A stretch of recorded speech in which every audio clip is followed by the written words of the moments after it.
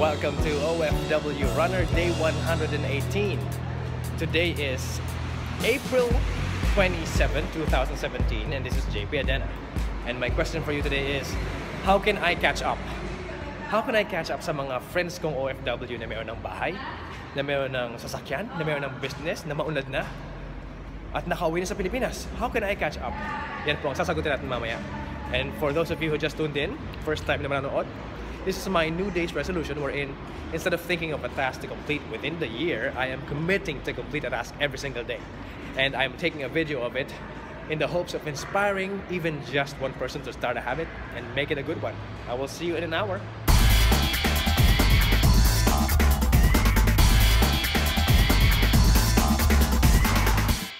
And the answer is, you don't. You don't catch up with them. You know why?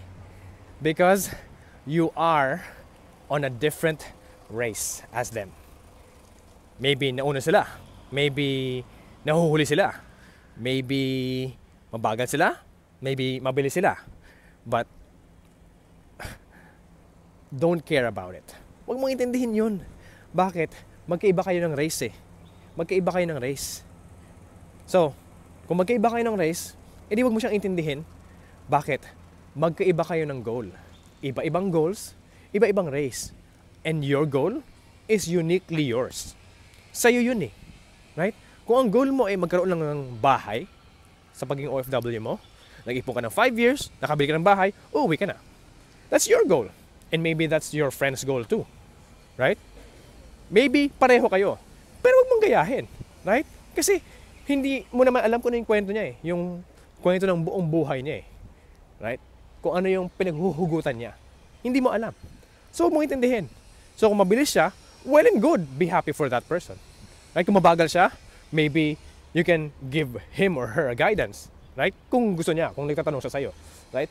Ngayon, kung ikaw, kinukumpara mo sarili mo sa kanya, eh, hindi ka mananalo. Kasi, magkaibang nga kayo ng goal eh. Magkaiba kayo ng race na tinatakbo. Kung siya, eh, may bike, right? Sa kanya, i-cycle yung race niya, tapos sa'yo takbuhan, may iiwan ka talaga. Right? Kung languyan naman yung sa'yo, tapos yung kanya mountain climbing, edi mahuuna ka konti kasi swimming yung sa'yo eh. Sa kanya, paakyat eh. Magkaiba kayo ng race. Pabundok yung sa kanya, tubig sa'yo. So, huwag mo intindihin. Kapag inintindi mo ang ibang tao, malilate ka. Pag intindi mo ang ibang tao, babagal ka. So, intindihin mo, ang i-focus mo, ang sarili mong goal, ang sarili mong race, at parang may tapahoho. Right? Ganoon. Tapahoho. Ako, tapahoho ba yun? Yung sa kabayo, yung para ma-focus yung kabayo sa finish line. Pero, ang importante, magkaroon ka muna ng finish line. Right? Magkaroon ka muna ng goal. Sorry, nawala ng battery. Ang importante ay meron kang well-defined goal.